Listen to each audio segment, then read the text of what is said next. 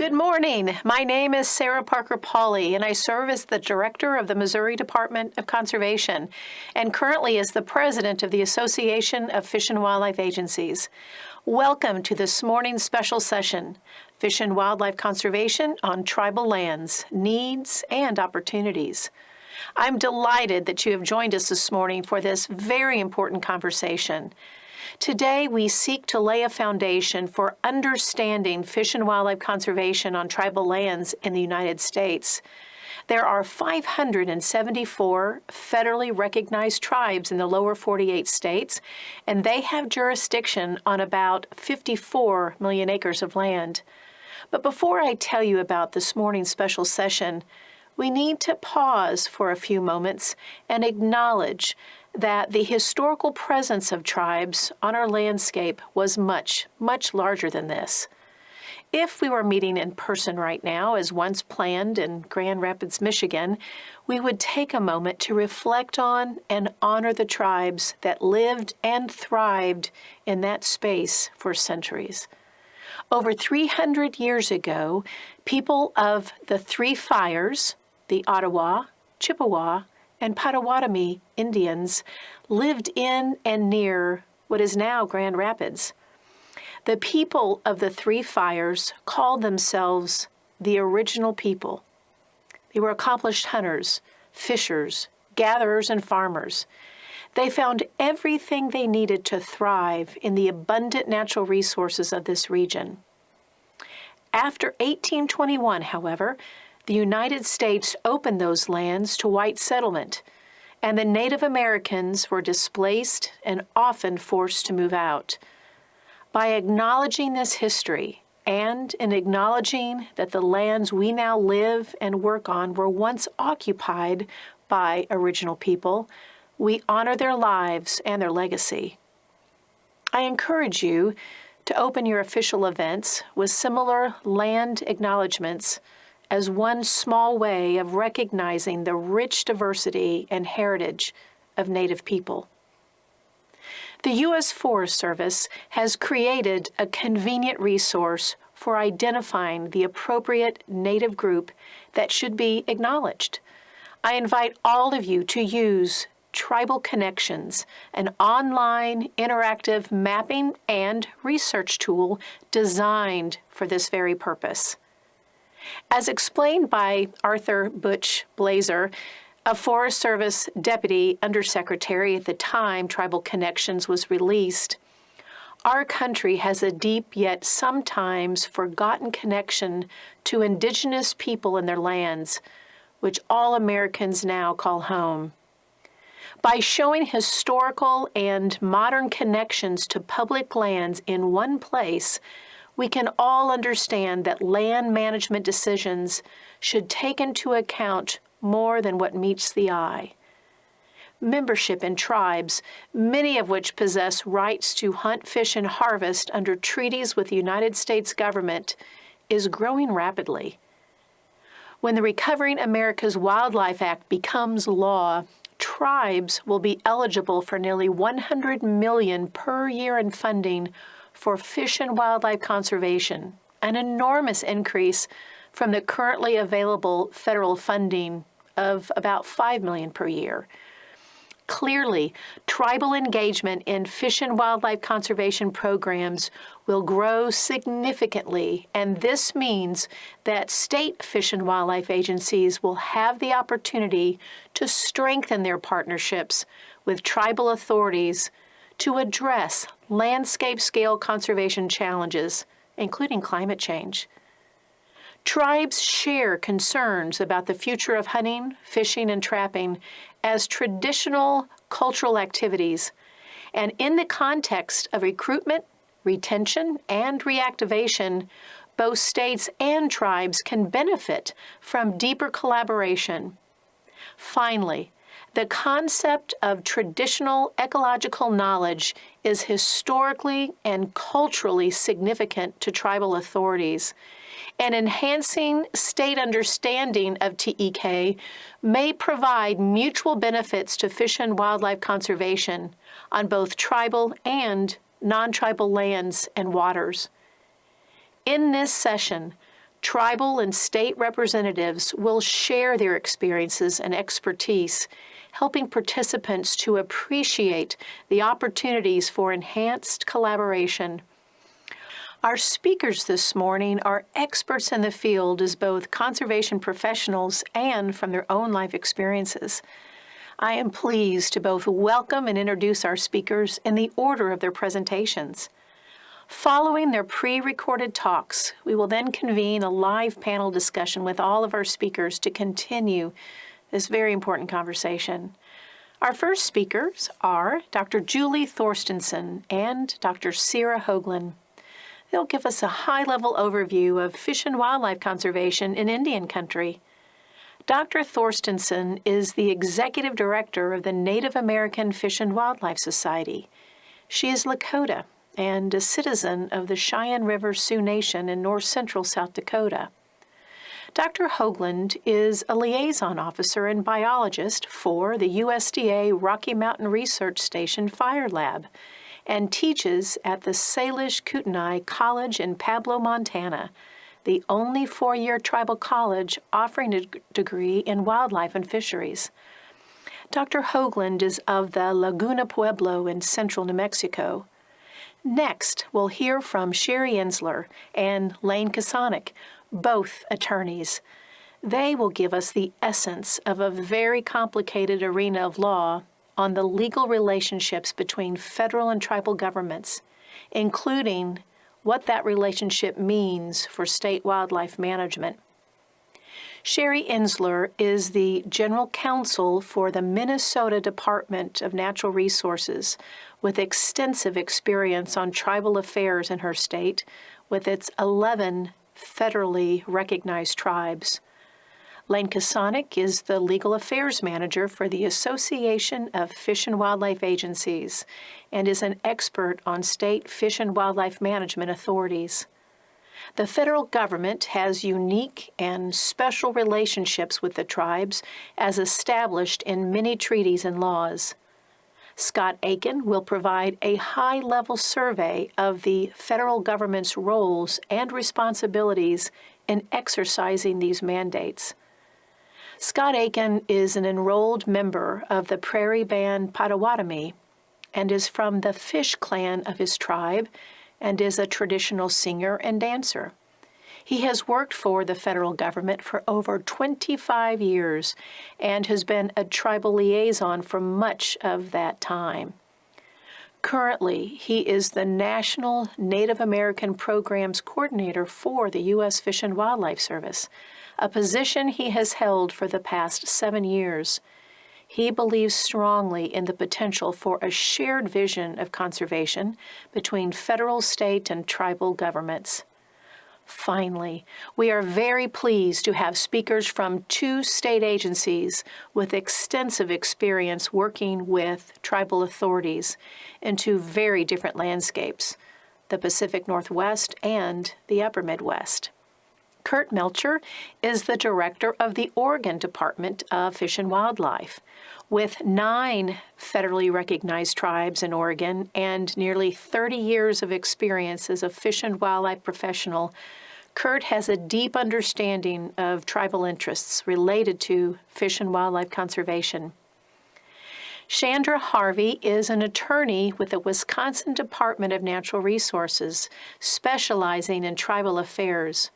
With 11 federally recognized tribes in Wisconsin, Chandra and the department have had many opportunities to work with tribal authorities on a variety of conservation issues. With these introductions, we are now ready to turn to this morning's session over to our experts, beginning with Dr. Thorstensen and Dr. Hoagland. At the end of the presentations, we'll then convene our live panel discussion with all of our speakers. Again, thank you so much for being here. We are very excited for this special session, and we are especially excited to learn how we can effectively collaborate together to conserve and manage fish and wildlife. I'll see you soon during the panel discussion.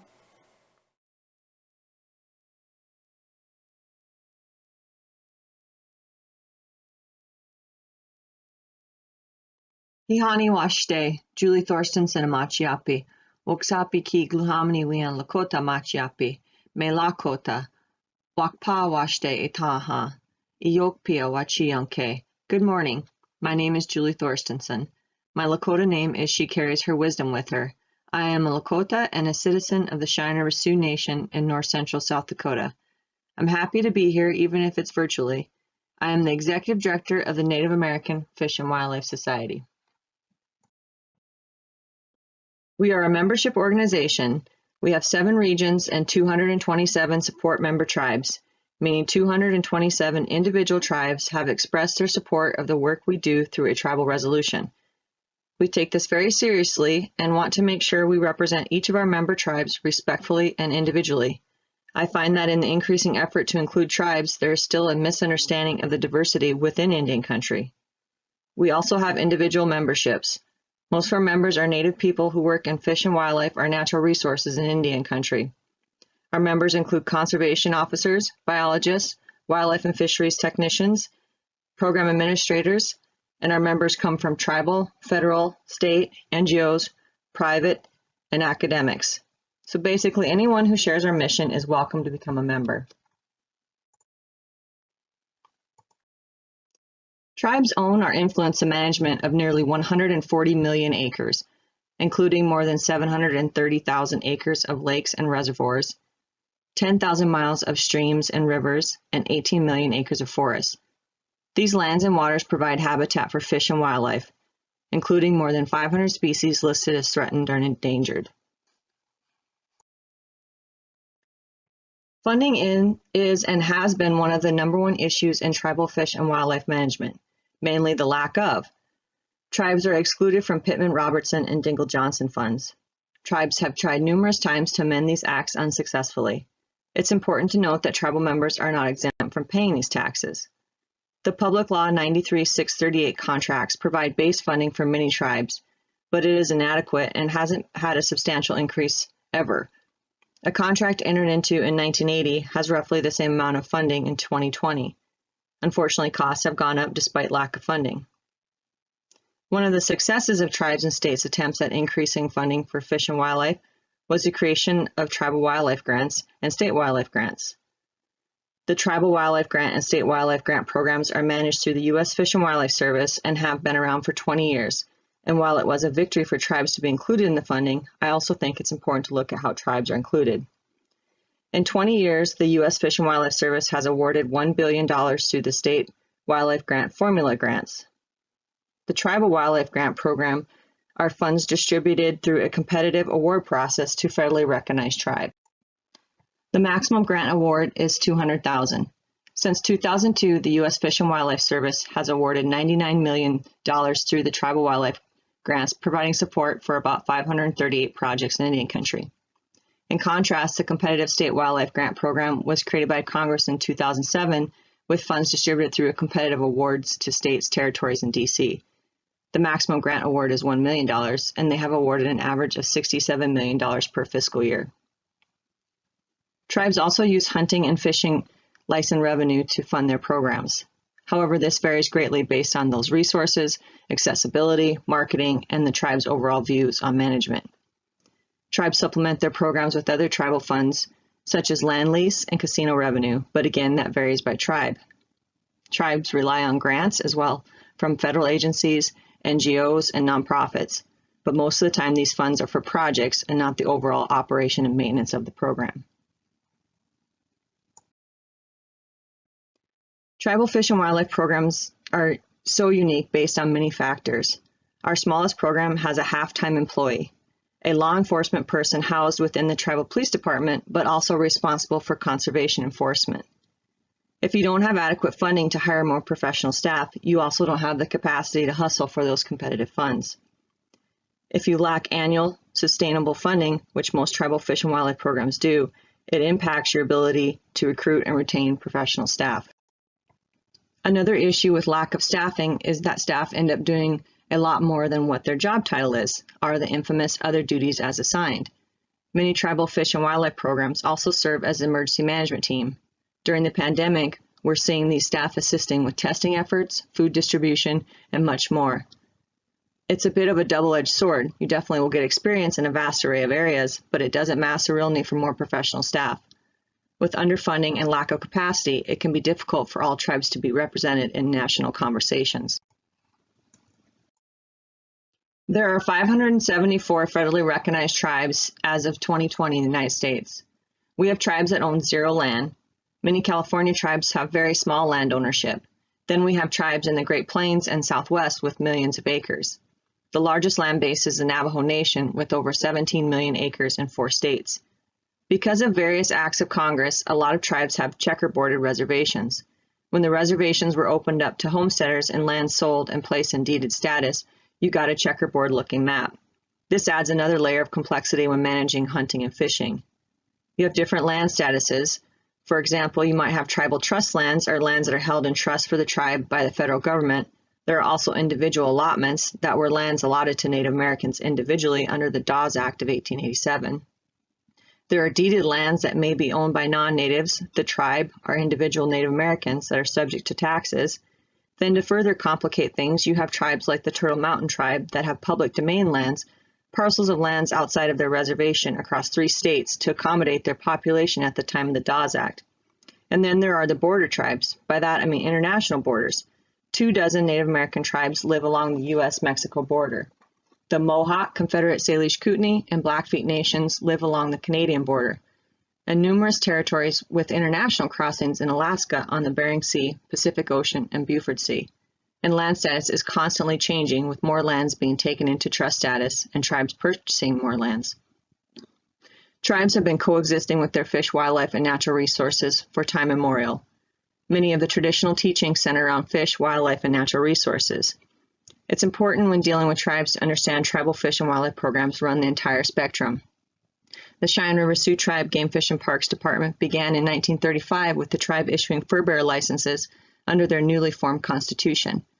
Many formal programs were established after Public Law 93-638, and as new tribes gain federal recognition, we have some at the very beginning stages of development. As well as longevity, the complexity of programs is also from one conservation officer or licensing agent to programs with over 50 employees in multiple divisions, including research, cultural preservation, eagle sanctuaries, and even the Navajo Zoo. Given there are 367 treaties and multiple executive orders and court decisions, you can understand that the authorities or jurisdictions is just as interesting. Some tribes also maintain off-reservation hunting, fishing, and gathering rights based on their treaties. I get asked a lot in my position on how to engage tribes or partner. Oftentimes here, we try to reach out to tribes but didn't get a response. It's important to take into account some of the challenges tribes deal with and understand that silence is not apathy. I've discussed lack of capacity. Imagine being a one-person department. The reality is also sometimes it's hard to get fish and wildlife priorities to the top of tribal government's list, especially now when tribal leadership are dealing with human health issues. Another factor to consider is the state-tribal relations. Some tribes work hand in hand with states and have cooperative management plans and even some cross-deputization of officers, while others do not play well together. An example of an issue would be contradicting management plans. Tribes may be managing for subsistence hunting, making sure the population is large enough to support every tribal member, whereas a state may be managing based on depredation complaints and trying to decrease population. You want to make sure you connect with the right person. Many first attempts at tribal engagement go directly to the president or chairman of the tribe. It may take a while for that to trickle down to the right person or person who's doing the management or field work, and then more time for it to go through the tribal process to get an answer. Get to know the tribe you are wanting to work with and be patient. There should be a benefit for tribes as well. Many tribes I work with describe being asked for input, but not being included in the final outcome.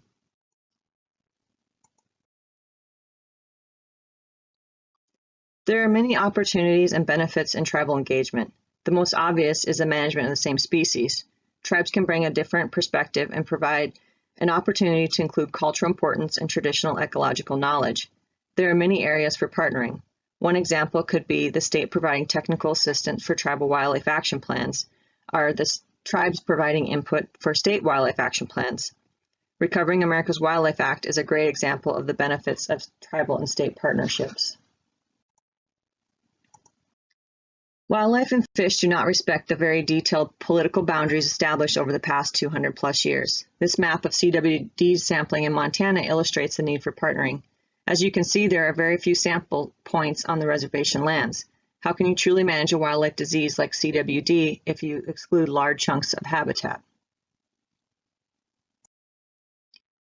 There are 574 unique tribal nations. It's important to build relationships and know the key people. Take your time and remember some of the challenges tribal staff are working with. Partner with intertribal organizations to help get information out and identify key personnel. Mitakie Oasi is a common Lakota phrase that means all my relations. We believe we're related or connected to everything, which is common in Indigenous people. However, I hope now you have a better understanding that tribes are not identical, and that there are 574 unique federally recognized tribes. We look different, talk different, don't all have casinos and per capita payments. We have different land bases, treaties, language, and culture. Guatsi, Sehopa, Tawae. Greetings, everybody. My name is Sarah Hoagland. I'm really happy to be here today and discuss tribal engagement. I work for the USDA Forest Service in the Rocky Mountain Research Station, Missoula Fire Sciences Lab, but my duty station is based at Salish Kootenai College, which is a tribal college on the Flathead Indian Reservation. There in my job, I promote any of the Native students there who are in wildlife and forestry and in fisheries, mentor them, advise them, and then I also conduct tribally relevant research. And then sort of my third duty is to conduct tribally or work with intertribal organizations and collaborations. I'm an enrolled member of the Pueblo of Laguna and really happy to be on this panel today. I'll mainly talk about eras of federal Indian history and policy and kind of weave that into my own personal story because it's a really important piece for Native people as we think about managing the landscape. And then I'll also talk about traditional ecological knowledge and a little bit of co-production of knowledge and about Native youth engagement. So thank you again for being here today. So this is a picture of my family. I can't start a talk without recognizing and acknowledging the Native women who have come before me. There on the left is my mother, that's Sandra Jolene Hamilton Hoagland. This is taken when she was 4 years old. This is taken off the reservation in Barstow, which is where a lot of Laguna people went. We actually have a Laguna colony there in Barstow because of our relationship with the Santa Fe Railroad. To my mom's side is my grandmother, that's Elaine Paisano. And she felt pretty adamant about Indian education, and in fact she received her bachelor's degree from Northern Arizona University before she could even vote back in her home state. That was in the late 40s. To her side then is my great-grandmother, that's Dora Pacheco Paisano, and then to her side is my great-great-grandmother, Lolita Alonso. So just really proud of these women, and I have to acknowledge them and their contribution as well. And along the panorama there, you'll see that's my reservation. That's where I hunt and go back home every fall when I can. Not during the pandemic, unfortunately, but it is beautiful country, and we protect it as much as possible. So to jump right into the timeline of federal Indian policy, I think this is an important place to start because a lot of what we see today as far as tribal communities, the health and well-being of our communities, and then also, how we manage our natural resources relates to a lot of these policies that have gone on throughout the government eras. And if you just take a quick glance and look at the titles of some of these, you'll recognize that it's really not a happy past. Unfortunately, a lot of these topics aren't covered in a lot of our U.S. history classes, but you can just, look at Indian removal era, Indian reorganization era, allotment and assimilation, termination and relocation, and then more recently into Indian self-determination. And this has been very important for tribal communities more recently in providing more autonomy to our individual nations. But just to overlap my family's history on this, my great-grandmother was around during the Reservation and the Indian Reorganization Act. Same with my great-grandmother. My grandmother was around during allotment and assimilation, and that was part of the, again, I mentioned the Laguna colony in Barstow, so a lot of our tribal members went to work off reservation, and that was a part of that government act. And then my mother was around during the termination and relocation era, and then you can kind of see where I start there at the end after self-determination. I did highlight 1680 because that's the All Pueblo Revolt, and that is the only Indigenous-led war where Indigenous people won. So that's a really important one to keep on there, and proud of that as a Pueblo person. Now to jump and switch gears to talk about a little bit of traditional ecological knowledge. Some of the other corollary terms are native science, local ecological knowledge, but TEK is, I think, really serves as a nice complement to Western science. TEK is described as more abstract, it's more holistic, it's much more qualitative, and it's primarily obtained through practitioners and having experience-based learning on the landscape. Western science, on the other hand, is much more quantitative, it's much more intellectual, it's more concrete, it's sort of exclusive in each little box. And it's primarily obtained and shared through, like we all know, the peer-reviewed publication process. But one thing to really note is that a lot of our TEK, because it's based on native languages and customs and practices, it's rapidly disappearing. Unfortunately, there's been a huge, especially with COVID, we've lost a lot of our elders, but we have to remember that TEK is something that is tied to our language, and we are losing that. Luckily, we do have a lot of language revitalization programs, so that is helping, but it's important to note that it is disappearing. That table came from Mason et al. In the Journal of Forestry. There are a lot of similarities. I'll just quickly fly through this because I'd like to get to some of my other slides here, but both of them really do have broad applications in natural resource management and increase our understanding about the world around us and the processes.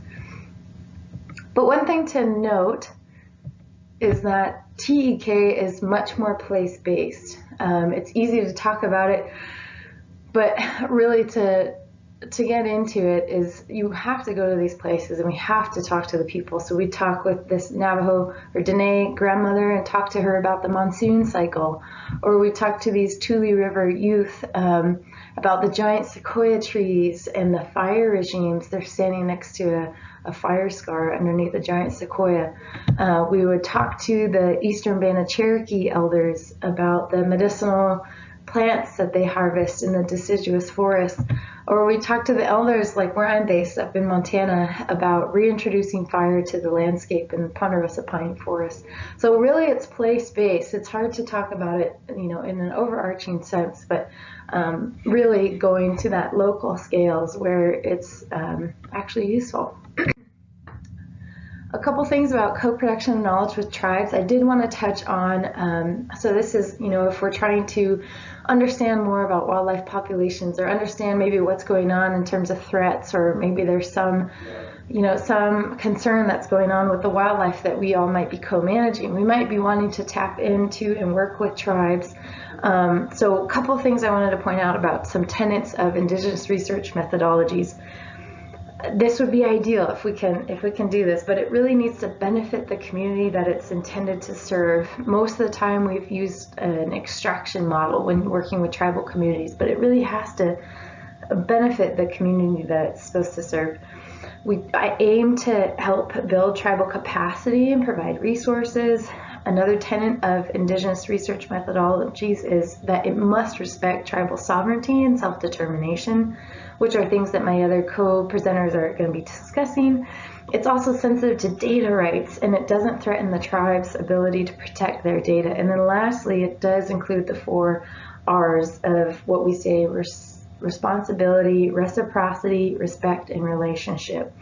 So with that, we do have the Intertribal Timber Council Tribal Research Needs Assessment. I used to serve as the co-chair of that subcommittee, and we have that publication right now in the Journal of Forestry. Hopefully it will come out in the next few months. I also wanted to point you out to this resource, Cifa Ramos, a good friend of mine. This is a great paper if you're looking into learning more on this topic. A couple things about Native youth engagement. Native Americans are highly underrepresented in STEM. And Terry Sherrick has a lot of excellent information about student demographics across the United States and natural resources. And one of the things that he points out is that, and in our other studies, is we see that there's likely less than 100 Native students in the wildlife profession and career track at any point in time.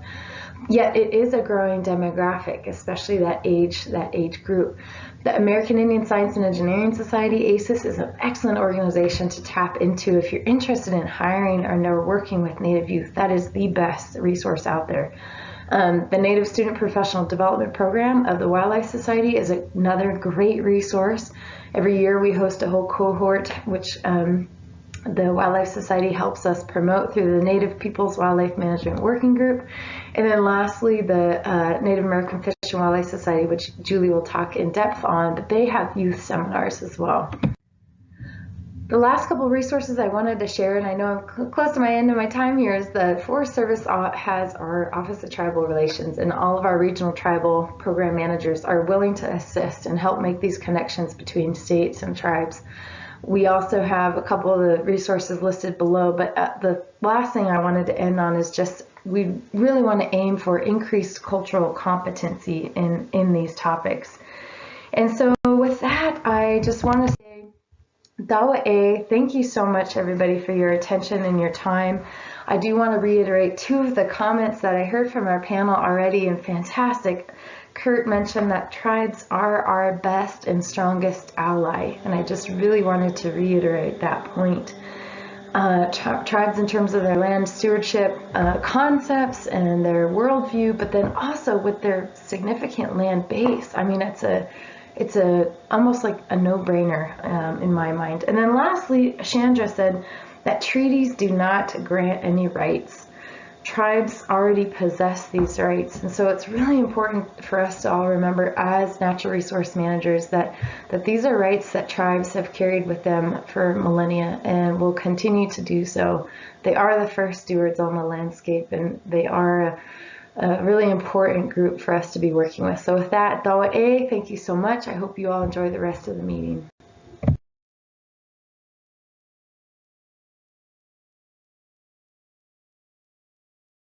Good morning, everyone. My name is Sherry Ansler. I'm the General Counsel for the Minnesota Department of Natural Resources in Minnesota, and I am delighted to be here today with my co-author, Lane. You have previously heard this morning about the management of lands, in particular, the perspective of tribal authorities related to that management. As you all no doubt know, there is a complex relationship between tribes and states as it pertains to the management of fish and wildlife. And we are going to today go over the high-level legal framework for the interrelationships between bands and states. Lane? Thank you, Sherry. My name is Lane Kasanik, and I'm Legal Affairs Manager for the Association of Fish and Wildlife Agencies. As Sherry said, this presentation will get into issues that affect state and tribal cooperation and management of fish and wildlife and habitat. And the high-level overview is first and foremost going to discuss the principles that govern tribal governance and the sovereign quality of tribes and their relationship with the federal government. Congress exercises power over tribal affairs through the Indian Commerce Clause. Another key way that tribal governance has evolved and that the principles governing the federal tribal relationship have evolved is through case law. Starting in the 1820s and 1830s, this case law really took shape with what's called the Marshall Trilogy. These are three cases where Justice Marshall's opinions really articulated that tribes have an unquestionable right to the lands that they occupy, but also that they are domestic dependent nations with respect to the federal government. There's a lot of paternalistic language and colonial charged language, including the concept of discovery, which holds that European colonial discovery of the land is the root of sovereign title. But and other than that, tribal title is otherwise not extinguishable. A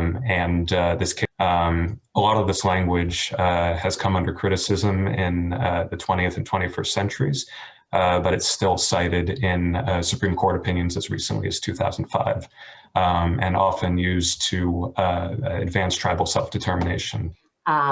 In many cases, the lands ceded were ceded for a price to the federal government far lower than their actual value. And so this, in 1946, we recognized as a nation that the bands had not been given adequate compensation for the lands that they had ceded, and we established the Indian Claims Commission to redress that in the lower 48 states. By the time Alaska was ready for statehood, however, the federal government had moved away from the idea that they would enter into treaties with individual bands. And so Congress adopted the Alaska Native Claims Settlement Act. That act extinguished all Aboriginal title in the state of Alaska in exchange for land and for funding. Because that act was more recent in time, the compensation paid under that act more closely compares to what we would consider as fair market value for the land based on its highest and best use, as opposed to the lands that were acquired in the 18 and 1700s. Right? As Sherry mentioned, there are different treaty categories in terms of the outcome that they may have secured. Early treaties included peace treaties and didn't get into cession of lands or establishment of reservations. Later on, in many treaties, tribes did cede land to the United States. And so then that ceded land would be patented and otherwise interests conveyed to states, to private individuals. And so, as we'll discuss later on in the presentation, that's going to have an effect on what types of regulations might apply, for instance, to tribal non-members. And it'll have an influence on what types of regulations apply in terms of, are we talking about on-reservation hunting and fishing, or are we talking about reserved hunting, fishing, and gathering rights that were reserved under a treaty that ceded land? So I think the most important thing to know about the law in this area is that in most situations there are no absolutes, because each treaty is different or slightly different. And so many of the cases that you will hear us discuss today are very fact specific. And this boils down to the fact that treaties were negotiated by parties that were not perceived to be equal, and equal in the sense of bargaining between two equals. There was also a significant communication gap. So the U.S. Supreme Court, to redress these issues, has come up with some basic principles for interpreting treaties, and those principles have guided the case law in this area. So the first important canon of construction is that because of this gap in communication and this unequal bargaining power, treaties are to be interpreted as the tribal signatories would have understood them. Secondly, any ambiguity in the treaty must be viewed in favor of the tribal signatory. And thirdly, the treaty has to be viewed liberally to be construed in favor of the tribe.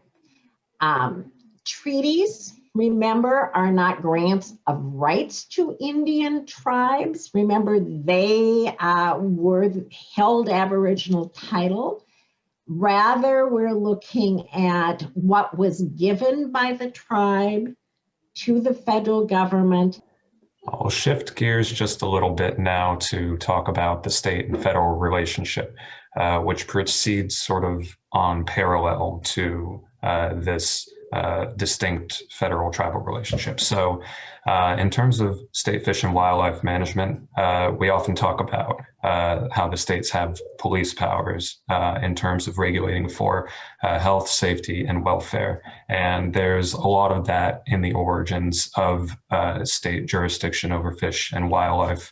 And it's involved in the public trust doctrine as well. And there's a whole distinct body of law on how that's evolved state by state. But then the federal government exercises powers enumerated in the US Constitution. And so federal law may preempt state law where the US government exercises those enumerated powers through treaties, or it may be through legislation such as the Endangered Species Act, Bald and Golden Eagle Protection Act, or Migratory Bird Treaty Act under the interstate commerce or property clauses. And so this state-federal relationship, is crucial to note. It does not affect tribal authority to regulate tribal members' harvest on reservation or off reservation if we're talking about rights reserved under a treaty. And tribes have authority over non-members within lands held by the United States in trust by tribes or controlled or owned by tribes.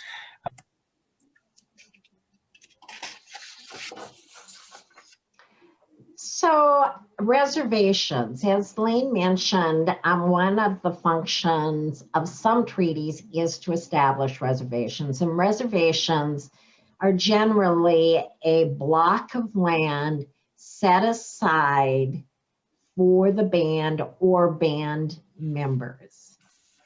Reservations can only be created by treaty or by Congress, and they can only be disestablished.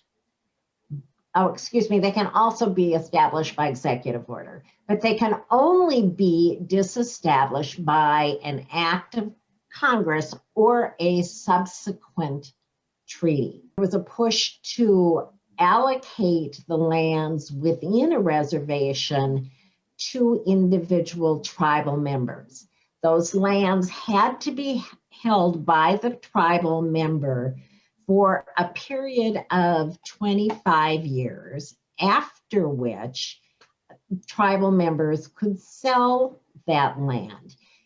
And as a result of allotment, many tribal members sold their allotment to non-tribal members, and thus you will see within many reservations huge land holdings that are not held by tribal members or by the tribe. As I do want to point out, we're seeing some activity in the area of what constitutes a reservation, and most particularly in whether a reservation has properly been disestablished. So recently, as I said, we are seeing greater activity in this area, and the Supreme Court is holding, in fact, in many cases, that the reservations were not properly disestablished and are in fact larger than folks today have understood. The regulation of take within a reservation. In particular, the creation of the reservation grants to the tribe exclusive jurisdiction over its own members within the boundaries of the reservation. And so federal laws creating reservations perpetuate this idea that the tribes have the exclusive power to regulate their own members within the boundaries of a reservation as it pertains to hunting, fishing, and gathering, and in fact, as it pertains to many other factors such as land use. State laws are presumed to be preempted within the boundaries of a reservation as applied to tribes and tribal members. An important case to look at if you are trying to sort out the scope of jurisdiction that you as a state may have over a tribal member or non-tribal member within the boundaries of a reservation is Montana versus US. And this case makes very clear that tribes may regulate the activities of non-members with congressional authorization if the regulation is based on a pre-existing relationship between the tribe and a non-member. So the most common example I think of when I think of this is a contractual relationship. If the band enters into a contract with a non-member on reservation and there is an alleged breach, it is the tribal courts and not state courts that will adjudicate the breach. Moving to rights that are reserved by treaty for off-reservation harvest, just wanted to show a quick example of what that language might look like and the elements that it might include. And the example you're seeing here discusses the right of taking fish, and the reference to ceded lands you can see at usual and accustomed grounds and stations. Another element which will influence how the regulation of take is implemented alongside the other general state harvest is 3 words in common with, and that appears in a multitude of treaties. And then the specific rights that are reserved include hunting, gathering, roots and berries, pasturing horses. And then there's a reference to non-tribal member occupation, which appears in many different forms in many different treaties. You'll see at the end that they shall not take fish from any bed staked or cultivated by citizens. And so there's a lot of different ways that language appears, and this is just one example. So we talked about the abrogation of treaty rights. That is, when can a treaty right be extinguished? And that requires a declaration by Congress. Remember, only Congress can establish or disestablish a reservation. Likewise, only Congress can disestablish a right that is created by a treaty. And that intent to abrogate the right must be clear and plain, or there must be clear evidence. The probably most famous case dealing with that issue is from my home state of Minnesota, and that is the Mille Lacs Band versus Minnesota. And the argument there was in the 1837 treaty, there was language reserving the rights to hunt, fish, and gather. And then there were subsequent treaties creating a reservation for the Mille Lacs Band outside of the 1837 treaty. And there was also the Allotment Act, and the state argued that the Allotment Act and the creation of a reservation outside the boundaries of the 1837 ceded territory indicated an intent by Congress to dissolve the reservation, and the courts, or to, excuse me, not dissolve the reservation, but dissolve the hunting, fishing, and gathering rights. And the court said, no, that is not the case. Another argument that was made was those rights were dissolved by the Equal Footings Doctrine when the state of Minnesota came into the Union. And again, the US Supreme Court said, no, that is not the case. You have to have a clear and plain language and clear evidence of an intent to dissolve the specific treaty rights in order for those rights to be abrogated. Herrera, a recent case by the US Supreme Court, argued that there was some wiggle room left after the Mille Lacs case, and in Herrera, the court slammed the door on the infamous case of Roundhouse and said, once and for all, absent clear and convincing language, treaty rights to hunt, fish, and gather remain. If the right exists, how do you divide the resource? And so, for example, in the Mille Lacs Band case, the court said, well, yes, the right exists, the US Supreme Court. And so now we had to figure out, well, how do you divide that right? And the local landowner said, well, the band should only get a bare minimum because they're no longer living a subsistence lifestyle. So they went into court and argued that should be in the area of 1 or 2% of the harvest. And so the courts have generally said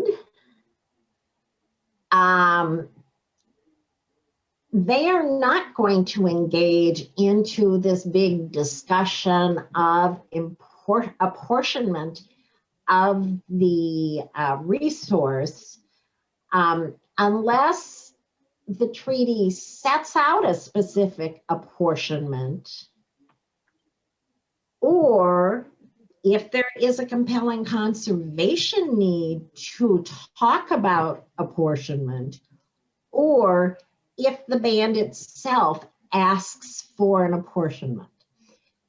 The general rule of thumb then is if the courts do not apportion the resource, then the presumed share of the band and the state is a 50-50 split. I'll finish up with this topic that we've alluded to a couple of times, and that's conservation necessity, which is a rebuttal to the default assumption in case law that tribes effectively self-regulate for these interests: conservation, public health, public safety. And there are several showings that a state must make in order to be able to invoke conservation necessity in order to assume some regulatory management authority. And so they must demonstrate that there is a significant conservation issue for a specific resource. And they must show that the state has done everything it can to address that conservation issue up to and including terminating state harvest. They must show that a tribe has declined to regulate its own members.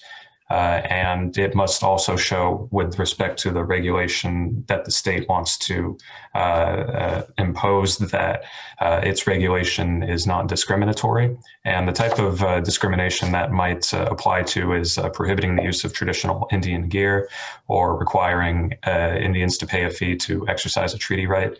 And so those are the types of regulations that generally need to be avoided. And the state must show that the regulations are the least restrictive necessary to conserve the resource. And finally, a significant public safety issue like the one we discussed before could apply. Now, the conservation necessity doctrine has generally only been applied off reservation because, as we mentioned, on reservation, a tribe or a band has exclusive rights.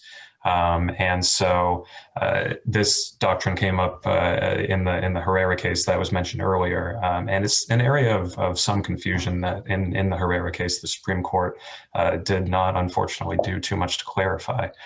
So it's possible that we'll see more development of that issue in the years to come.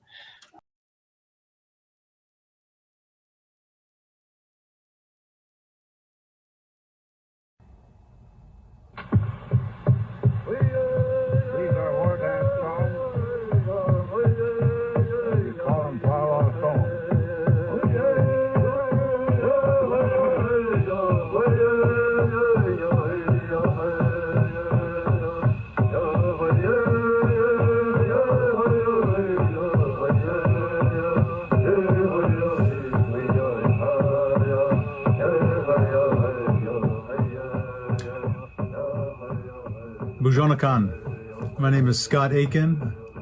I'm the National Native American Liaison for the U.S. Fish and Wildlife Service.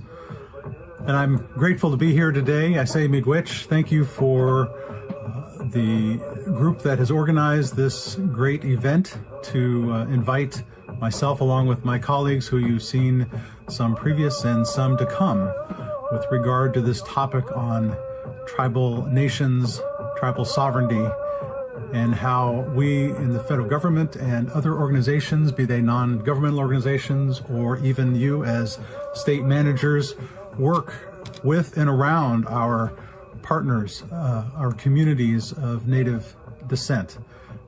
As a Prairie Band Potawatomi person who's registered as a Native American, as described by our federal recognition, it's a tension that I come here today, as I do every day in my work, as I share with you the song that was my grandfather introducing that song, and it's a song that he recorded just before my birth back in the mid-1960s. My father actually recorded that on a reel-to-reel when he got it for the first time and wanted to record my grandfather and his friends sing those songs. It's important to present that to you because it grounds me in my lived reality and in others who have spoken today in their lived reality. We come here with an open heart to do the work that our ancestors have called us to do. And that means standing in the tension of the challenges we face in this nation, challenges we face in this world. And most importantly, the challenges we're facing now are how we address climate impacts. As a Native American, as a federal employee of over 25 years, I have grown in this time to better navigate and work with those varied interests that come to bear on that topic. And I'm here today to present my experience and present our responsibilities as the U.S. Fish and Wildlife Service in addressing conservation. As many of you may know, the U.S. Fish and Wildlife Service is part of the Department of Interior and is a significant player in conservation in our nation. As many of you who are state employees have worked with us to provide conservation benefits to our four-legged, our winged, our plant communities. I refer to them in that way because that's the way we as Native people refer to them. My clan, as an example, is the Fish Clan. I was born into that clan. My family recognizes me by that clan. Our tribes are integrally rooted in the environment, not only in the discussions we have, but in the culture and the sacredness that we carry in our Native being. So today I'm here to present to you, to the best of my ability, my experience, my hope, and my recognition with you all of the challenges that we face, but together in an effort to build empathy, to understand how we can do this together. It's, I think, the most paramount goal. And it's the goal that my grandfather, who you heard singing there just a moment ago, would want me to represent this need to you all in this humble way. I'm a father of 4 children and a husband of 32 years. That, again, is a recognition of rooting me into the work that I do. I come here to present a view that is rooted in my ancestors, my grandfather and grandmother, my mom, my dad, but also rooted in the future in my kids. My oldest daughter is an environmental studies major. She just graduated. She's working teaching youth about the environment. That's encouraging to me. That's encouraging and would be encouraging to my grandfather if he were here alive today to witness that. We come with an intent today to try and wrap our minds around some of the challenges that we face, and that is, how do we work as sovereigns? The federal government as a sovereign, the tribes as sovereigns, and the states as sovereigns. This is the crux of our tribal relations work that we do in the federal government, particularly, and particularly in my case with the U.S. Fish and Wildlife Service.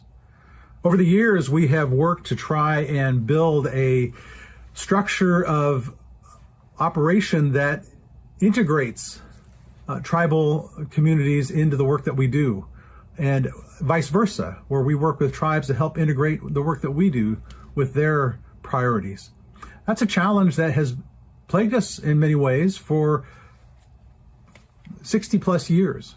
And I say 60 plus years because there's a context of understanding that tribes have really been on the cutting edge of this discussion of conservation that we have come to understand as an American ideal.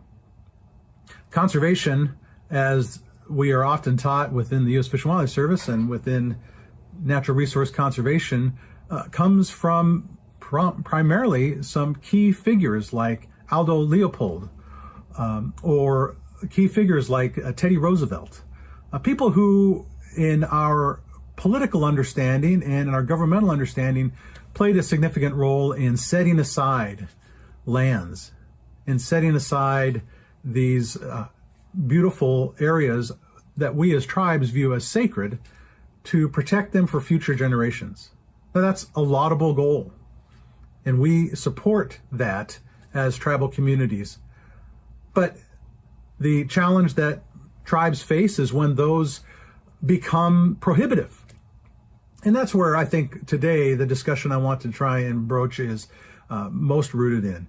How do we not view our responsibilities as actions that are allowed or prohibited, but actions that are mutually discussed and actions that evolve into something that neither side fully has yet to see?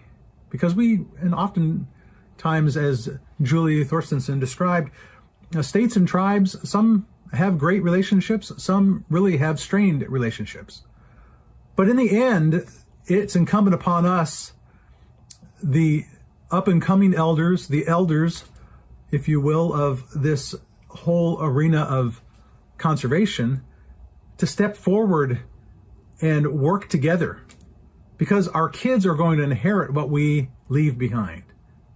That has become almost cliche to hear, but it's so vital to retouch and reimagine. What does that mean?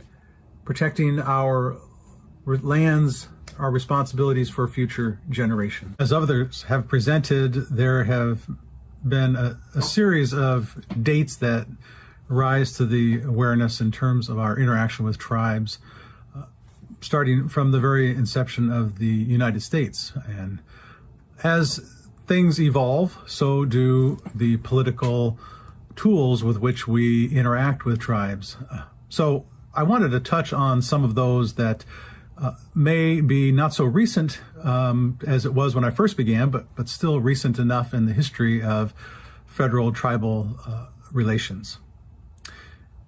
As described previously, in 1975, the Indian Self-Determination Act,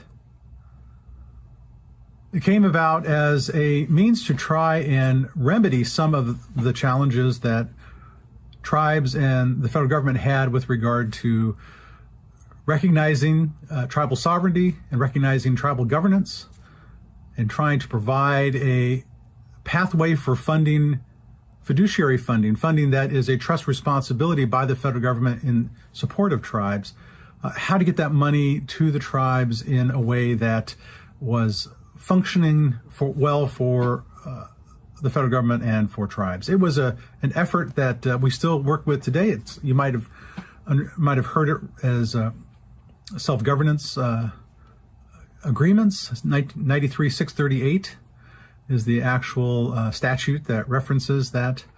So 638 contracts, and those might be something you've heard, came about under that structure. Well, that again happened in the mid-70s, and from that point forward, the interaction between the federal government and tribes really began to improve in many ways in regards to giving tribes the support and structure that we had promised years back in treaties that we were only now bringing to bear into a form that tribes could actually see a benefit from having signed those treaties.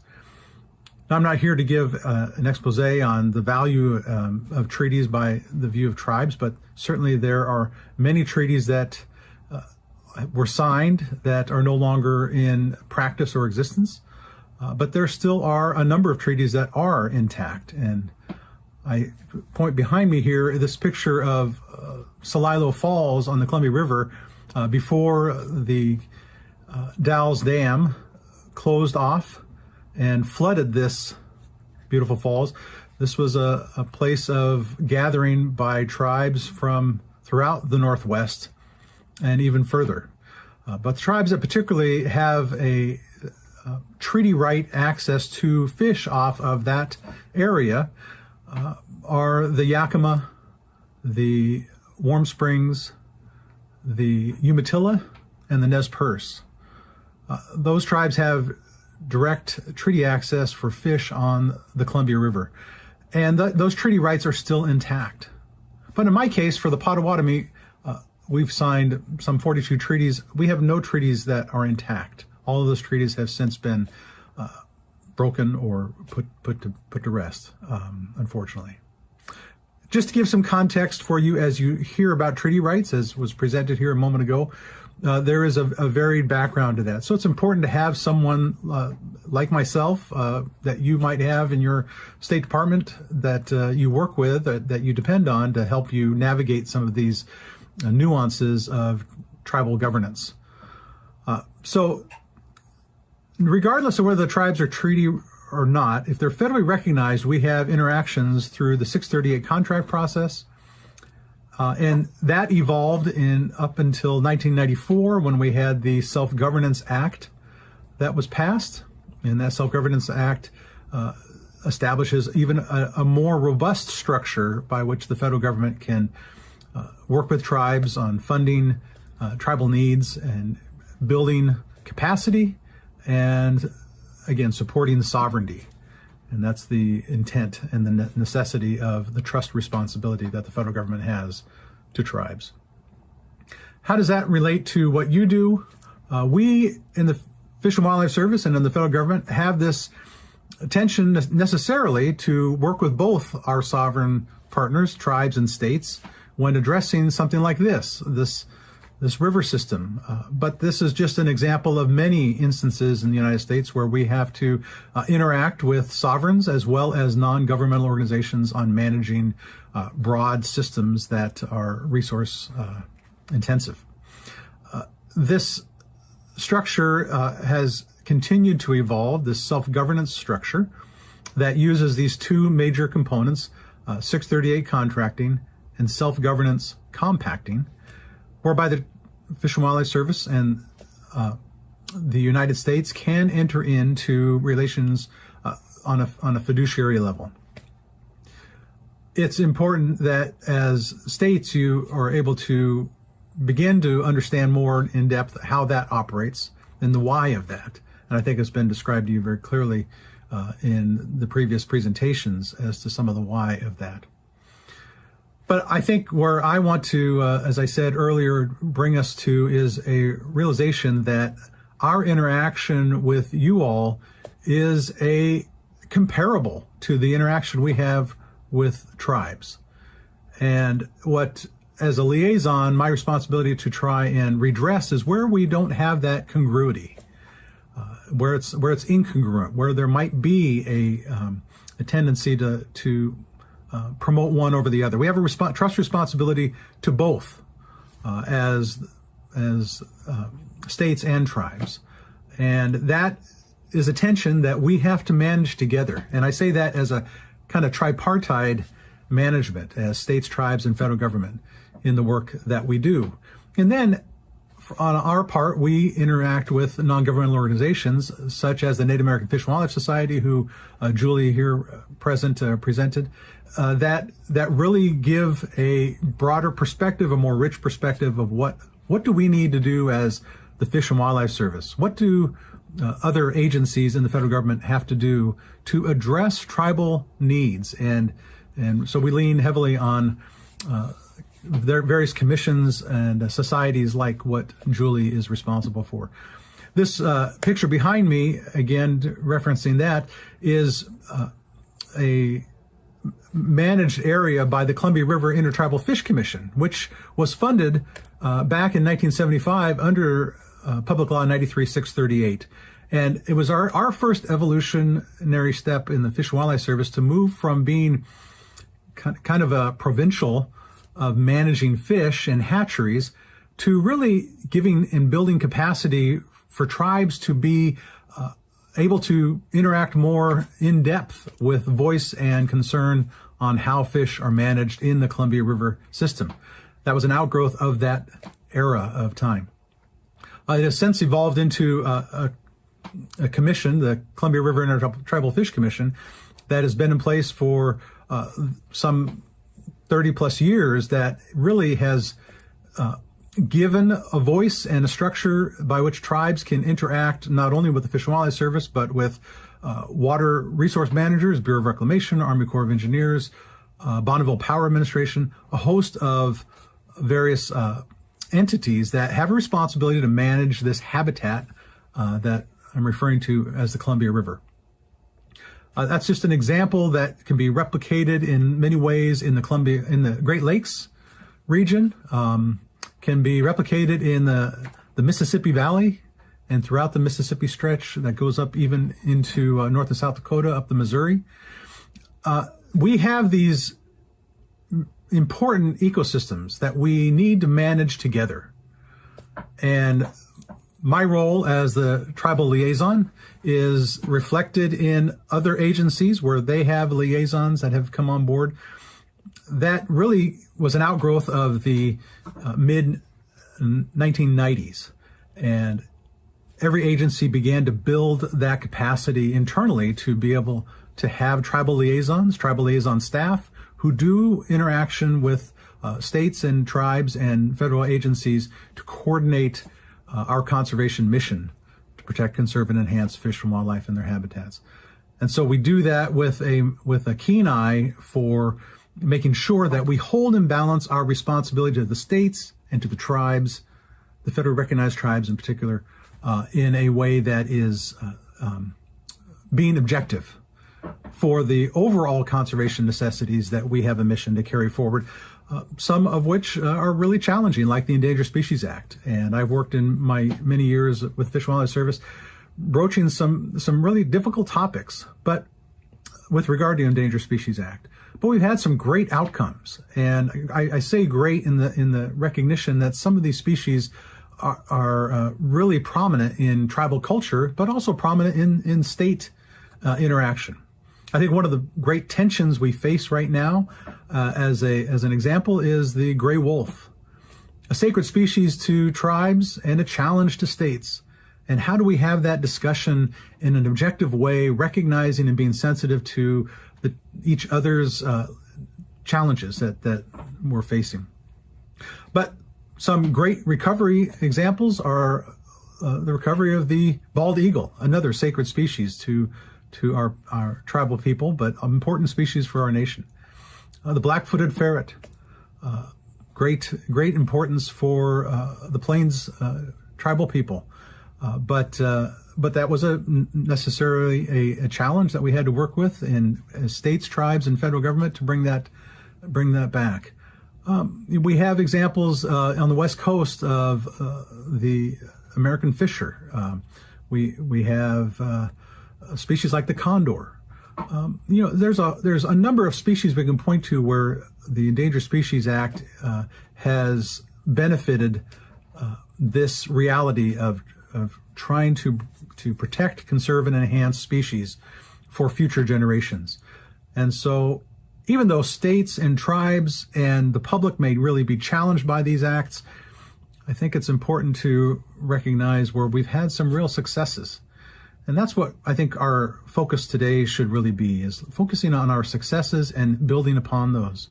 Understanding of trust, that we have a responsibility to support tribes in their sovereign capacity.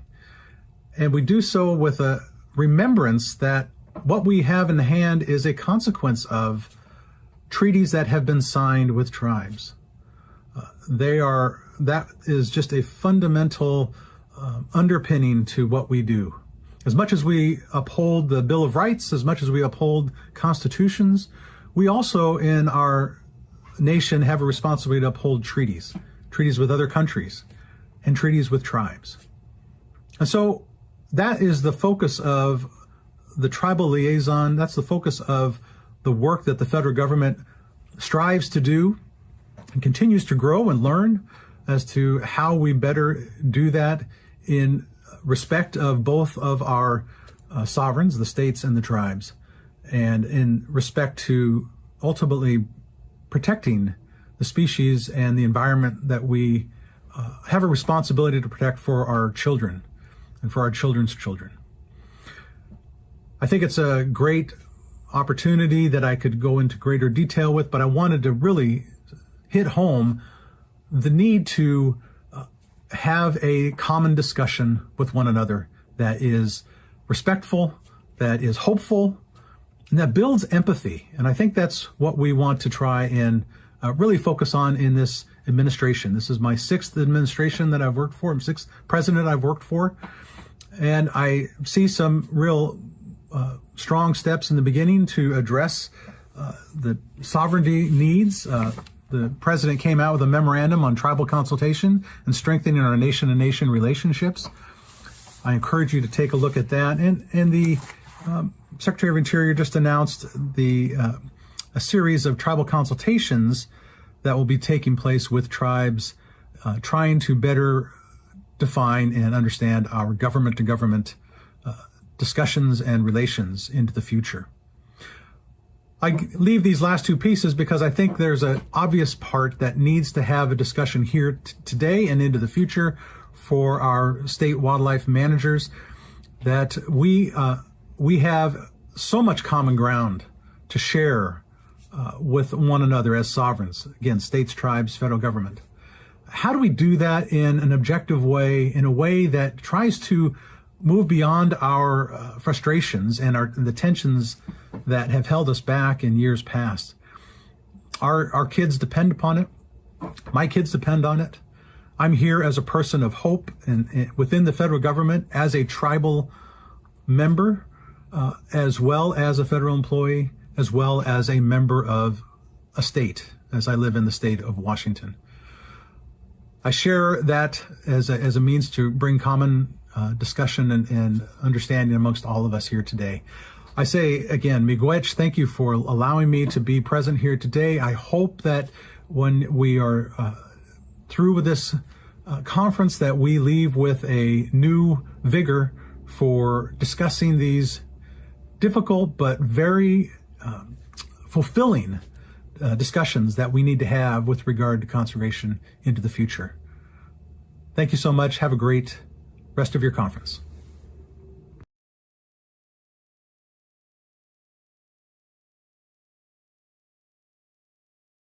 Well, good morning. My name's Kirk Melcher. I'm the director of the Oregon Department of Fish and Wildlife, and welcome to the North American Conference, and thanks for participating in our tribal fish and wildlife discussion today.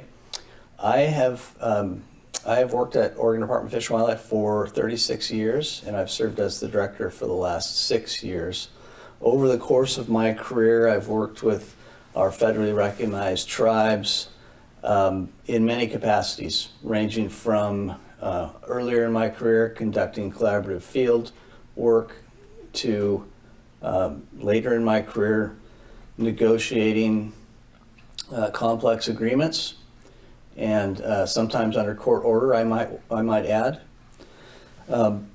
And during the span of my career, I've always recognized the importance of fish and wildlife to the tribal culture and history for tens of thousands of years here on the North American continent. And as such, I've always viewed the tribes as really as our strongest and best ally in as we try to implement our conservation mission. I would add that the tribes bring significant social and political leverage to any of these discussions that we're having surrounding fish and wildlife conservation. So whether we're talking about reconnecting and restoring historic anadromous fish access through dam removals, or when we're talking about alternative energy, solar and wind energy siting in areas where we're really trying to protect critical winter range, whether we're talking about improvements to the federal hydro system and the operation of that system to at least have a less of a negative impact on anadromous fish resources, or any issue where we have a shared conservation issue with the Oregon's tribes. We really need their leverage in those discussions. And so I would add that in addition to that, we have a number of both legislative and executive mandates that require us to work closely with Oregon's tribes. And as I mentioned before, our shared conservation interests benefit greatly from the tribal engagement and the influence that they can bring. So this is really I will readily admit, a vast oversimplification, but when we're working with tribes in Oregon, we consider them in two general groups. There are tribes that have treaty reserved fishing and hunting and gathering rights, both on reservation and off reservation. And there are tribes that, despite their federally recognized status, they do not have treaty reserved hunting, fishing, or gathering rights. And there's a number of reasons why tribes might not have those reserved rights. In some cases, tribes never signed treaties. In other cases, treaties that they did sign were never ratified by Congress. And also in Oregon, there's a couple of tribes that had treaty reserved fishing rights. Those treaty reserved fishing and hunting and gathering rights were lost when their tribal status was terminated in the 1950s. And then when they were restored and got their federal status back in the 1980s, they lost all of their treaty reserved rights. So in Oregon, what we've really, because we recognize the importance of fish and wildlife to tribal culture, we've really tried to address these issues where there are no reserved treaty rights. We've tried to address them administratively. And when I say administratively, that's through rulemaking by the Oregon Fish and Wildlife Commission. So I mentioned I'm going to give 3 examples here today of these these issues in Oregon. The first is for tribes that have a treaty reserved right.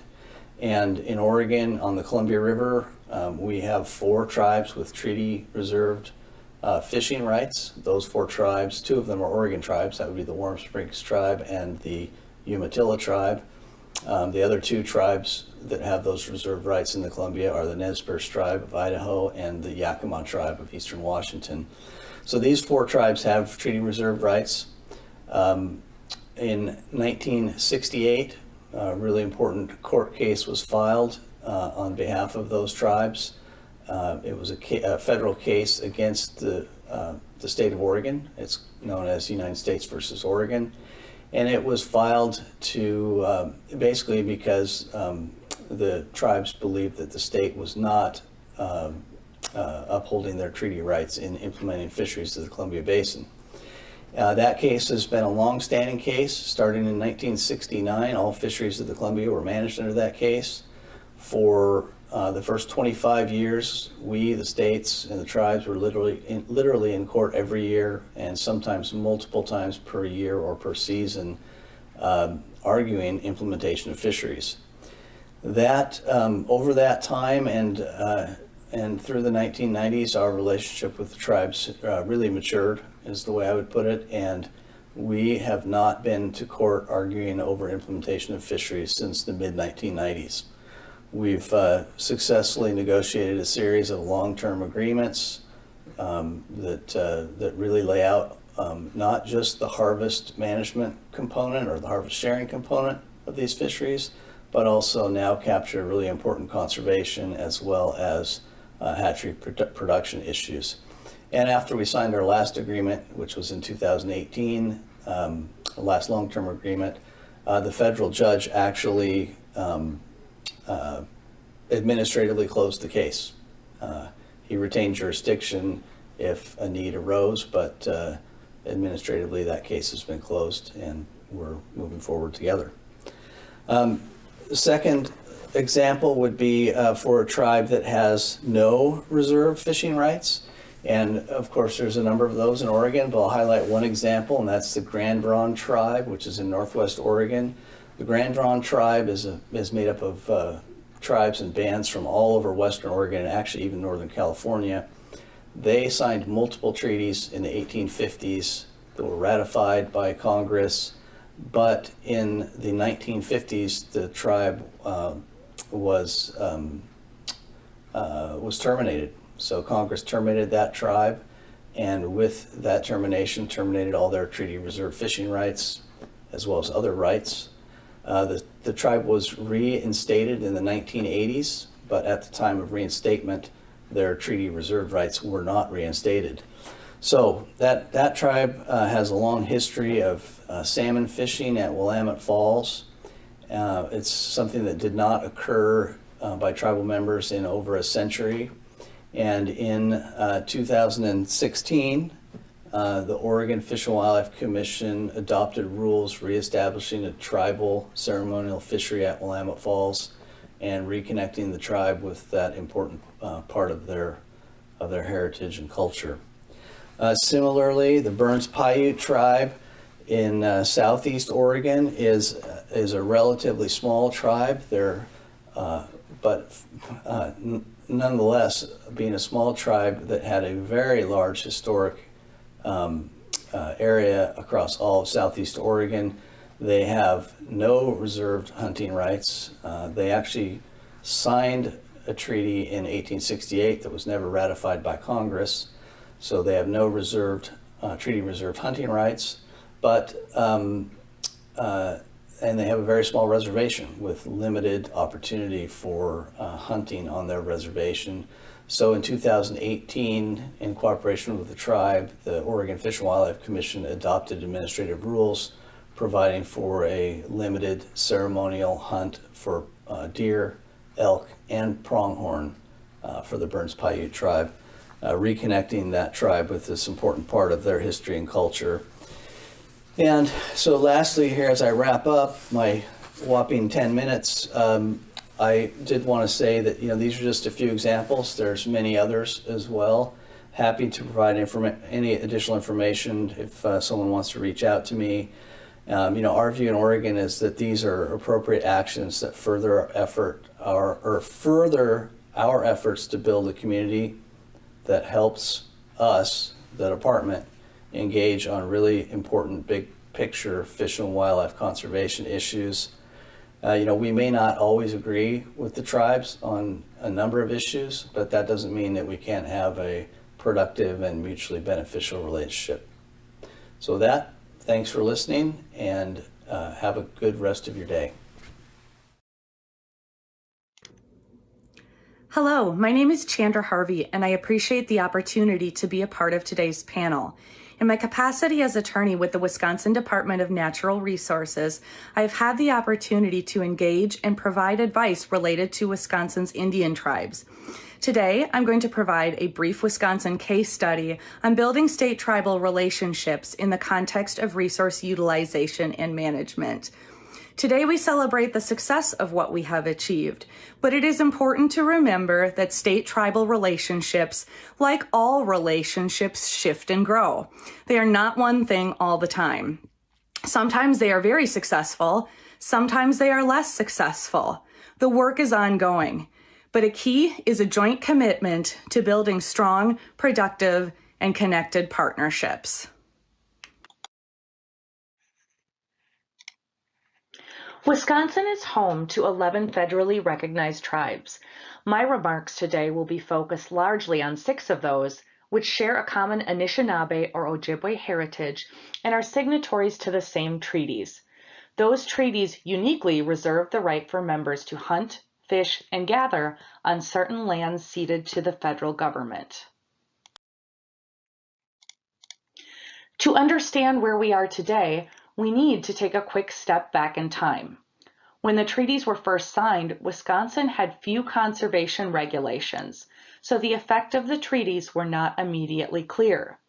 As Wisconsin began to develop its regulations around the turn of the 19th century, it applied them to Ojibwe tribal members who engaged in harvesting activities outside their reservations. In the 1970s, there was ongoing concern that the state's application of its conservation laws to Ojibwe tribal members who harvested in the ceded territory was improper in light of the language of the treaties, especially insofar as it conflicted with traditional practices and cultural values. Litigation ultimately ensued, giving rise to one of the most seminal cases in federal Indian law. The litigation spanned a decade. Federal courts ultimately ruled that the rights to hunt, fish, and gather continued on the lands ceded by the treaties, which remain open to the public for the same purposes. The harvestable surplus of each treaty resource was to be equally divided between the state and the tribes, and the state bore the responsibility of adjusting its own regulations to ensure that the tribes could harvest their full allotment. Although the court ruled that the state remained the primary manager of the shared resources, it also found the tribes were capable of regulating their own members' off-reservation conduct, provided that the regulations addressed the state's conservation and health, safety, and welfare concerns in a manner that was least restrictive to the tribes. As the litigation progressed, the parties convened teams of species-specific experts that worked cooperatively to reach agreement on key management methods and principles, expectations for coordination, and regulations for tribal harvest. Only those issues for which agreement could not be reached were resolved by the court. The agreements, which we call stipulations, were entered into the final court judgment and are binding on the parties. They provide the foundation for the cooperative management system that remains in place today. Through the stipulations and other less formal methods, the state and tribes have established a framework for engagement. Together, we review the stipulations every other year and make updates as needed to reflect the best scientific information and to ensure that the tribe's regulations are not more restrictive than the state's regulations. Our experts participate in joint state-tribal conservation teams that are tasked with addressing management of certain ceded territory resources. We gather and exchange biological and enforcement data, coordinate management activities, and partner on initiatives. The tribes have a seat on all department advisory committees that touch on the management of any treaty resource. Government-to-government consultations are offered on issues with the potential to impact the tribes or their members, whether directly or indirectly. And finally, routine communication and coordination happens on a daily basis on multiple levels. From this experience, I offer a few best practices for navigating effective state-tribal relationships. 1. Where possible, build relationships outside of litigation. The only requirement is a simple desire to come together. 2. When litigation occurs, see it through multiple lenses. For tribes, litigation is often a last resort, and there can be frustration in the need for its use. At the same time, litigation is not necessarily something to fear. Courts can provide clarification that might otherwise be difficult to achieve in light of social, legal, and political factors in play for one or both parties. 3. Have defined processes in place to stay engaged. Doing so establishes mutual expectations and ensures communication and coordination are built in, so to speak. The earlier engagement on a topic or initiative occurs, the more likely it is to be successful. 4. Listen and learn. History and social misunderstanding have given rise to false narratives about tribes, their cultures, and their motivations. Remember, each tribe is a unique political and cultural entity, and each tribe is in the best position to provide resources and education about itself. Doing the work of learning and even relearning speaks volumes. 5. Approach relationship building with patience and vulnerability. Our nation is still living in the legacy of historical and social constructs that have been deeply damaging to tribes and their cultures, and the effects are ongoing. It takes time, acknowledgement, and the creation of safe spaces to break down distrust. 6. Seek resolutions that accommodate cultural differences. As an example, state-licensed recreational anglers may prefer trophy management and a catch-and-release fishery on a particular water, whereas tribal members may desire a subsistence fishery that simply allows food to be put on the table. A successful cooperative management scheme will create space for both objectives to live, and that can sometimes mean differences in tribal and state regulations. 7. Consider public communications. How we communicate about tribes and their rights with the non-tribal public is just as important as how we communicate with tribes. Here are a few examples that illustrate nuances that are critical in public communications. Treaties do not grant rights. They describe the reservation of rights which were already possessed. States do not give rights, but rather honor rights that already exist by treaty. Resources are shared. They are not ours or theirs. Tribes are not merely tribes. A tribe is Ho-Chunk, Menominee, Oneida. Specificity matters. Tribes tend to welcome inquiries about how to communicate with sensitivity and accuracy. So never hesitate to ask. 8. Take advantage of partnership opportunities.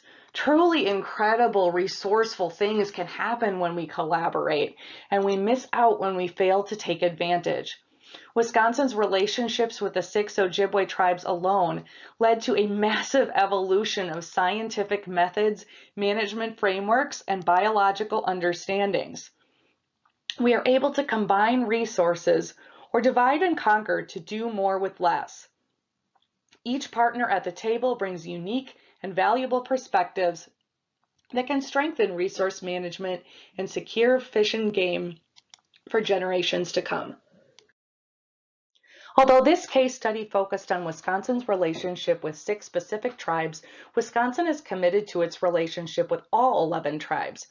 We partner on projects of mutual interest. We consult on management actions that have the potential to impact on reservation resources, and we seek to find solutions that accommodate cultural needs.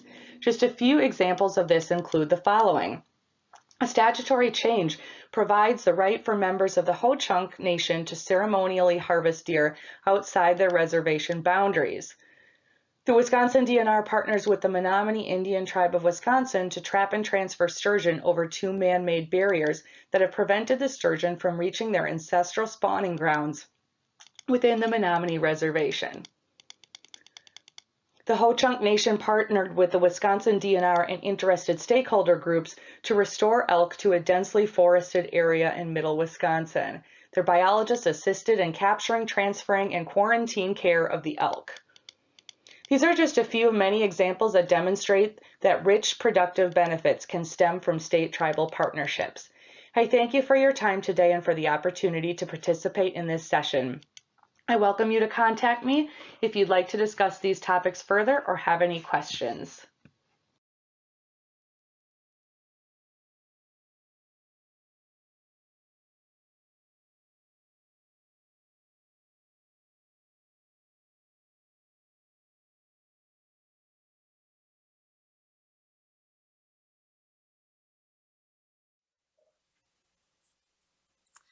Greetings, everyone. We are now live with our Q&A panel and panelists. And boy, I know you joined me in saying they did a fantastic job in their presentations. I am joined today by my co-facilitator, and I want to do just a brief introduction, Arthur Butch Blazer. And so Butch, welcome. Thanks so much for joining today as our co-facilitator. Butch is a member of the Mescalero Apache tribe and has been intimately involved in tribal issues throughout his life. He was co-founder of the Native American Fish and Wildlife Society and served as their president. In 2003, Governor Bill Richardson appointed Butch as state forester of New Mexico, the first Native American to hold that position.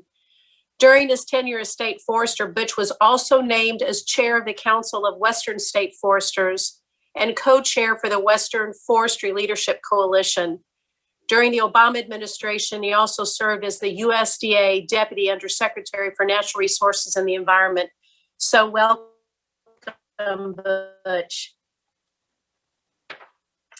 And welcome to our panelists. We're just going to get going because I do think we have a hard of us, but I might ask for Julie, Sarah, and Scott in particular, but for any of our panelists, knowing that, fingers crossed, Recovering America's Wildlife Act is going to cross the goal line. I certainly hope so this congressional cycle. How specifically would RAWA benefit tribal fish and wildlife programs? Good morning. So, Julie, you want to start? Here, I'll start. Good morning, Julie Thorstensen, Executive Director for the Native American Fish and Wildlife Society. Thank you for including us, and I'm happy to be here. We are extremely excited about Recovering America's Wildlife Act. As I mentioned in my presentation, tribes do not get Pittman-Robertson, Dingell-Johnson funds, and so finding stable, dedicated annual funding for tribal fish and wildlife programs has been an issue since forever. And the $97.5 million that are included for tribes it's just going to be a landmark and really a game changer in Indian country, and allow tribes to really build that capacity and focus on species of greatest concern that are culturally important to tribes, and let tribes really steer that path for themselves. So we're really excited. We had good support last year from tribes. We had 49 tribal letters of support representing 80 tribes in 19 states. So that was encouraging. We also had resolutions of support from the Native American Fish and Wildlife Society, NCAI, ATNI. We had a lot of support, and also Northwest Indian Fisheries Commission. So, and USEC, United South and Eastern Tribes. So we're excited too, and we're pushing forward along with you. And I think the only thing I'll add, again, this is Sarah Hoagland. I work for the USDA Forest Service in the Rocky Mountain Research Station, calling in this morning from Missoula, Montana. But I think RAWA, just to add on to what Julie mentioned there are huge funding disparities throughout Indian country. I, like Butch here, kind of bridge that gap between wildlife and forestry. And what we see, at least for Indian forestry, is that tribal forests are funded about a third of their counterparts on a per acre basis. And so RAWA will really provide some more of that equitable funding. And what we also notice is in on tribal lands, they often are able to do very innovative and very creative management. That's because their stakeholders are grounded to that place and they're locally based, and they really endure the consequences of their environmental management decision making. So I think not only will it bring that equitable support, but we also will be able to create and help support that innovative management for learning more about wildlife management. So a question that I have for, again, any of you that want to step up and address it. You know, all of you, I think, touched on in your presentations the importance of working together. And unfortunately, you also touched on the fact that in some states that's working pretty well, in other states it's not. In those states where it's not working well, what are some of the first steps that you would recommend in regards to building strong, understanding, working relationships? Well, I'll take a shot at that and recognize, I think, that people coming to the table have a need to recognize their own prejudices and biases that they come to the table with, and just to be honest with one another in that opening discussion. So much is as we oftentimes know, related in the first couple of minutes of our gatherings when we're doing these kinds of difficult relation components. But trying to address the, as I shared in my discussion, the common ground that, hey, our kids rely on us as the elders now to accomplish what will be presented to them to carry on. And I think that's a common legacy, a common ground that we can step on together. And yet remembering that, hey, I've got a bias in my mind and I need to set that aside for the moment, ask, what are your concerns? And I need you to hear my concerns. And in that common discussion, I think that, even though that sounds so basic, I think it becomes so elusive because we're there under time constraints. We're there with other pressing issues. It's hard for us to be present in the moment. And I think being present in the moment is so vital if we're going to have an authentic discussion.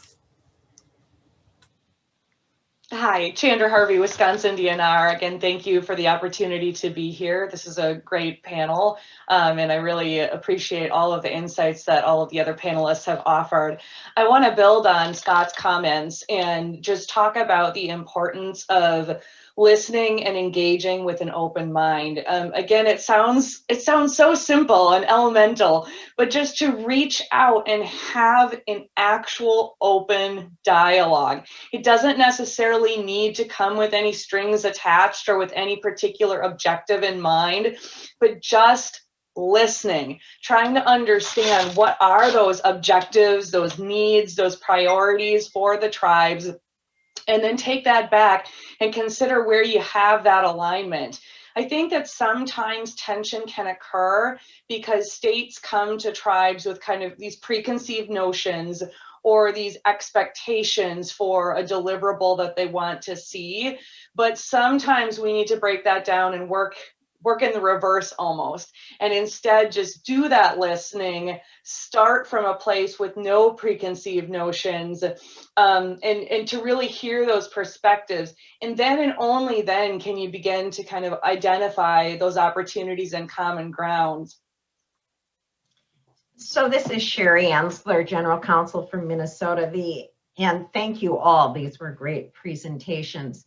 The only thing I would add is don't wait for a crisis. What we have started doing in Minnesota is meeting with all our tribal partners on a tribe by tribe basis at least every other month. And the commissioner meets with tribal leadership at least once a year. And so if you can have conversations before you get into a crisis, or conversations about easier problems, then you at least have a relationship built to try to tackle those more difficult or challenging issues. And so we have found that to be very helpful. Can I add one more thing to this? I think Sherry's right on to the point that draws me to think, how often in our preparation do we just merely try to understand what are your problems? So if I'm Prairie Band Potawatomi coming to the state of Kansas, have I looked at what Kansas is facing in their problems and asked the reciprocal from them? Have they looked at our website? Have they looked at the myriad of things that we have to contend with as a tribe, and see some of those current events, so that we can have at least that first effort of empathy building? I think a lot of us don't take the 5 minutes, I mean, literally, to go to a website and see what's there for the person I'm going to meet. That'd be so valuable first step before we have these discussions that are going to be passionate. Really good recommendations by all of you. Thank you for that. I'll throw out the next question. And Sarah, I'm going to start with you because I think it really resonated with me. The question came during your comments, but for anyone who'd like to offer it, we know now that we have lived through almost a year beyond of the pandemic, that this discussion of One Health, of healthy people, healthy fish and wildlife, air, land, waters, is more important now than ever, and messaging it, communicating it, connecting it. And I believe when you were talking about TEK and just the value of being collaborative with traditional ecological knowledge and Western science, do you see One Health as an opportunity for that sort of collaboration? Yeah, I think so. And thanks for that question. From our teachings and from our, understanding, we see ourselves as a part of the environment rather than apart and separated. So slight difference there, but it really means a lot. So our human health is highly related to the overall health of the community and the wildlife and the natural resources that we're protecting. So I think, moving forward in times like today where we're in a pandemic, I think we're taking a hard look at how we're treating our landscape and the things that what our relationship is to that place. And so, I think moving forward, we're really starting to understand that. And really what we do to the earth, we're doing to ourselves. So I think moving forward, we really have to take that into account. I had a question come in. It's quite interesting. Is from a staff attorney. How do you recommend states without federally recognized tribal lands? How can they assist local tribes and other states with tribal lands? You have people out there that are understanding and see what tribes are dealing with. They're not necessarily, they don't have those tribal lands in their particular state, but they still want to help. How do you recommend that they be able to do that? I'll take a stab at that real quick to say that I think there are region-wide, what would be now considered under the unified region structure for Department of Interior, there are region-wide issues of which states that may not have a federally recognized tribe certainly interact with state partners who have that reality, and being able to have that discussion in those gatherings, I think is really valuable. It certainly wasn't something I think that we did as common as we do now, So these regional overlapping issue forums are extremely valuable. Executive forums, oftentimes what they're referred to. I also, in conjunction with that, think it's important for those attorneys in states that don't have federally recognized tribes to try to get a base knowledge about tribal law and also a base knowledge about tribes within their regions, so that when they enter into broader conversations, they understand the nuances of concerns coming from around the table, because certainly states with federally recognized tribes are going to approach the issues in a more nuanced way than those without, because they have a broader array of concerns and a need to recognize the important interests of tribes within their states. All right, I think we're down to maybe one more question apiece. So I'll ask one, Butch, and I'll let you finish it out. I guess for the whole group, as we look at this discussion of better collaboration and the opportunities behind it, a couple of you mentioned what you believe to be the greatest conservation challenge that needs to be addressed collaboratively, or the greatest opportunity, see it either way.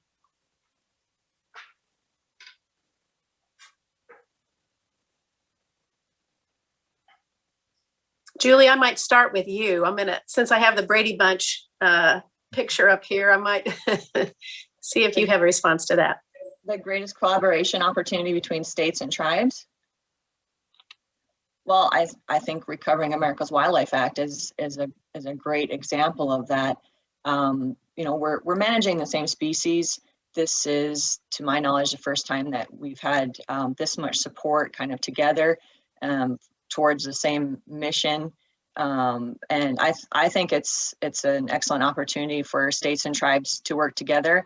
I also think there's opportunities with state wildlife action plans to engage tribes and get perspective on their input and traditional ecological knowledge, and also, you know, provide technical assistance back to tribes if they so wish as they develop their tribal wildlife action plans.